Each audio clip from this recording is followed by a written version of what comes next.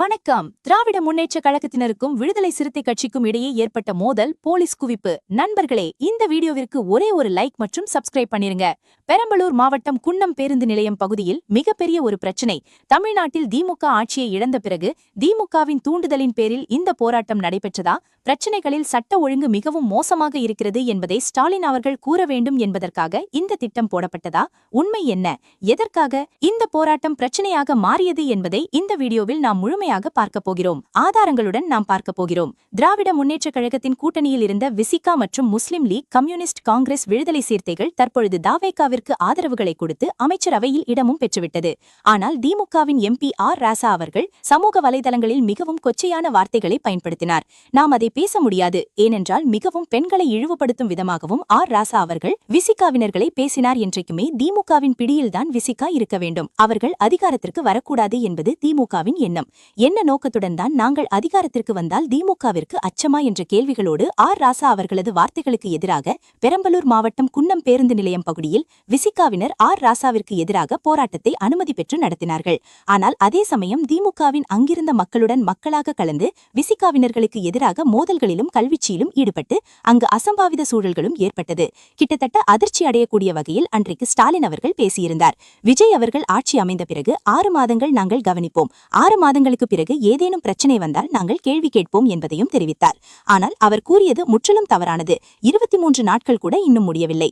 திமுகவின் உண்மையான முகம் என்னவென்று தற்பொழுது நேரடியாக நம்மால் பார்க்க முடிகிறது. முதல்வன் படத்தில் என்றைக்கு ரகுவரன் அவர்கள் எப்படி பேசுவார்? அந்த மிகப்பெரிய ஒரு பஸ் நிலையத்தில் ஏற்பட்ட போராட்டத்தை அடக்குமுறையாக பயன்படுத்துவார். அதே போலதான் தற்பொழுது இன்று ஸ்டாலின் அவர்கள் செய்து கொண்டிருக்கிறார். விஜய் அவர்களை மக்களிடம் எதிரியாகவும் வில்லனாகவும் பார்க்க வேண்டும் என்பதற்காக இந்த செயலில் ஈடுபட்டு திமுகவின் ஆட்சியில் சட்ட ஒழுங்கு 100% நன்றாக இருந்தது போல் பேசுகிறார். ஆனால் கடந்த 5 ஆண்டுகளில் பல்வேறு பிரச்சனைகள், அசம்பாவிதங்கள், குழந்தைகளுக்கு பாதுகாப்பு இல்லாதது, ஏன் ஸ்டாலின் அவர்களது அண்ணன் மகன் மூக்க அழகிரியின் மகனே போதையில் மாடியிலிருந்து கீழே விழுந்து கிட்டத்தட்ட பல வருடங்கள் அவர் போமா ஸ்டேஜுக்கு சென்றதும் குறிப்பிடத்தக்கது. அவரது வீட்டு பிள்ளை போதைக்கு அடிமையானதை கூட தடுக்க முடியாத ஆட்சிதான் திமுக என்பதையும் நாம் மறந்துவிடக்கூடாது. தற்பொழுது விஜய் அவர்களுக்கு எதிராக பல்வேறு நடவடிக்கைகளை மேற்கொண்டு பெரம்பலூர் மாவட்டம் குன்னம் பேருந்து நிலையில் கிட்டத்தட்ட 4 மணி நேரம் போலீஸ் பாதுகாப்புகள் குவிக்கப்பட்டு அசம்பாவிதங்கள் எதுவும் நடைபெறக்கூடாது என்பதற்காக விஜய் அவர்கள் நேரடியாக கட்டுப்பாட்டு அறைக்கு சென்று ஆய்வுகளையும் நடத்தியுள்ளார். அதில்தான் திமுகவினர்கள் திட்டமிட்ட இந்த போராட்டத்தை முன்கூட்டியே அறிந்து பிரச்சனைகள் செய்ய வேண்டும் என்பதற்காக தற்பொழுது நாடகம் ஆடியதும் குறிப்பிடத்தக்கது. விசிகாவினர்கள் என்றைக்குமே திமுகவின் கைக்குள் இருக்க வேண்டும், அடிமையாக இருக்க வேண்டும், தான் மட்டும்தான் ஆட்சி அதிகாரத்திற்கு வர வேண்டும் என்று நினைப்பதாக தற்பொழுது ஒட்டுமொத்தமான திமுகவின் எண்ணம் இதுதான். அதுபோல திராவிட முன்னேற்ற கழகத்தின் ஆட்சி அதிகாரத்தில் 100% பாதுகாப்பு இருந்ததாக திமுக நாடகம் ஆடிக்கொண்டிருக்கிறது. உண்மைகளை நாம் ஒவ்வொன்றாக வெளிக்கொண்டு வந்தால் நிச்சயம் எதிர்க்கட்சியாக கூட திமுக இருக்காது. அனைவரும் சமம் என்று கூறுகின்ற திமுக தமிழக வெற்றி கழகத்தில் அறநிலைத்துறை அமைச்சராக பொறுப்பேற்ற நபரை எதிர்த்து பல்வேறு விமர்சனங்களையும் முன்வைத்து குறிப்பிட்ட சமூகத்திலிருந்து வந்தவருக்கு ஏன் இந்த துறையை ஒதுக்கினீர்கள் என்று கேள்விகளை கூறுகிறார்கள். அந்த துறையில் ஒதுக்கியது ஏன் என்பதை நீங்கள் கேட்பதற்கு எந்த ஒரு தகுதியும் கிடையாது. அவரது வேலையில் ஏதேனும் தவறுகள் இருந்தால் சுட்டிக்காட்டலாமே தவிர இந்த குறிப்பிட்ட சமூகத்தை சார்ந்தவர் என்ற காரணத்திற்காகவே அவருக்கு அந்த துறை ஒதுக்கப்பட்டது என்ற கேள்வி கேட்டால் நிச்சயம் அதற்கு நீங்கள் ஒருபோதும் மக்களின் மனதிலிருந்து கேள்விகளை எழுப்பவில்லை என்பதையும், நீங்கள் அதிகார திமிரில் தான் அதை பேசுகிறீர்கள் என்பதையும் தற்பொழுது மக்கள் பார்த்துக் கொண்டிருப்பதாக பல்வேறு குற்றச்சாட்டுகளும் திமுகவிற்கு எதிராக முன்வைக்கப்பட்டு வருகிறது. ஸ்டாலின் அவர்களுக்கும் உதயநிதி அவர்களுக்கும் என்ன பயம் தெரியுமா? அடுத்து எம்ஜிஆராக விஜய் வந்துவிட்டால் நிச்சயம் ஒருபோதும் திமுக ஆட்சியை அமைக்க முடியாது. அன்று எம்ஜிஆர் அவர்கள் உடல்நிலை குறைவின் காரணமாக அமெரிக்காவில் சிகிச்சையை மேற்கொண்டிருந்தார். அப்பொழுது கலைஞர் அவர்கள் எனது நண்பர் தான் எம்ஜிஆர், அவர் வரும் வரை நானே ஆட்சி செய்கிறேன் என்று கூறியிருந்தார். அதே போலதான் தற்பொழுது ஸ்டாலின் அவர்களும் உதயநிதியும் கூறுகிறார்கள், நடப்பது தாவேகாவின் ஆட்சிதான், ஆனால் நாங்கள் தான் அதிகாரத்தில் இருக்கிறோம் என்பதற்கேற்ப பேசிக் கொண்டிருக்கின்றார். மக்கள் முடிவெடுத்து விட்டார்கள், இனி திமுக ஆட்சிக்கு வர வேண்டாம். அவர்களது ஒட்டுமொத்தமான ஊழல்கள் கிட்டத்தட்ட கடந்த ஆட்சியில் மட்டுமே 6 லட்சம் கோடி கடன் வந்ததற்கு காரணமே என்னவென்பது தற்பொழுது படிப்படியாக ஒவ்வொரு துறைகளிலிருந்தும் தெரிய வந்துள்ளது. 13 லட்சத்திற்கு வாங்கக்கூடிய மின்சாரத்துறையில் அந்த டிரான்ஸ்பார்ம்களை இவர்கள் 24 லட்சத்திற்கு வாங்கியுள்ளார்கள் திமுகவின் ஆட்சியில். அதே போல 80 வாகனங்கள் கிட்டத்தட்ட 6 கோடிக்கு வாங்கக்கூடிய வாகனங்களை இவர்கள் 18 கோடிக்கு வாங்கியுள்ளார்கள் என்பதும் தெரிய வந்துள்ளது.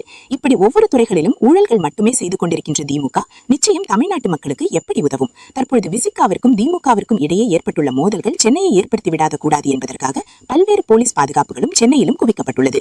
இன்று பெரும்பையில் நடைபெற்ற இந்த மிகப்பெரிய அளவிலான பாதிப்பு மக்களது பிரச்சனைகளை முதல்வர் விஜய் அவர்கள் பார்த்துக் கொண்டுதான் இருக்கிறார். நிச்சயம் சட்டசபையில் பதற்றமான ஒரு சூழல்களை திமுக ஏற்படுத்தும். ஆனால் அதற்கான ஆதாரங்களை விஜய் அவர்கள் தயாராக தான் வைத்திருக்கிறார். திமுகவிற்கு தற்பொழுது தேவை சட்டம் ஒழுங்கு பிரச்சனைகளை கையில் எடுத்து திமுக தான் சிறந்த ஆட்சியை கொடுத்தது, விஜய் அவர்களுக்கு அரசாங்கம் நடத்த தெரியவில்லை என்பதை மக்கள் மத்தியில் கொண்டு செல்வதற்கான ஒரு பிம்பத்தை தான் ஏற்படுத்தி வருகிறது. காங்கிரஸ் திமுகவின் முதுகில் குத்தியதாக திமுகவின் நிர்வாகிகள் கூறுகிறார்கள். அன்று பாஜக ஆட்சி அமைக்க வேண்டும் என்ற ஒரு சூழலில் இருந்தபொழுது காங்கிரஸை கலத்திவிட்டு திமுக அன்று பாஜகவின் வாஜ்பாயை முதல்வராக பிரதமராக மாற்றுவதற்கு எப்படி அனுமதி வழங்கினார் என்ற ஒரு கேள்விகளையும் கேட்க வருகிறது அல்லவா? அதே போல நாம் இப்பொழுது இப்படி வருவோம். திமுக எப்படி 107 தொகுதிகளில் வெற்றி அடைந்துள்ளது? விஜய் அவர்கள் தற்பொழுது 107 தொகுதிகளில் வெற்றி அடைந்தார். அதே போல திமுகவும் 107 தொகுதிகளில் வெற்றி அடைந்துள்ளது. அதே போல திமுகவுக்கு ஆதரவாக இருக்கக்கூடிய விசிகா, முஸ்லிம் லீக் அப்படியே அதே தொகுதிகளில் வெற்றி அடைந்து 2 தொகுதிகளில் வெற்றி அடைந்திருக்கிறார்கள். இப்பொழுது கூட்டணி கட்சிகள் முதல்வராக ஸ்டாலின் வரட்டும் என்று கூறினாலும் முஸ்லிம்களுக்கோ அல்லது விசிகாவினர்களுக்கோ அமைச்சர் பதவியை ஸ்டாலின் கொடுப்பாரா? இப்பவும் தொங்கு சட்டசபைதானே. அப்பொழுது ஸ்டாலின் அவர்கள் அமைச்சரவை கொடுப்பதற்கு சாத்தியமா என்று கேட்டால் 1% கூட சாத்தியமே கிடையாது.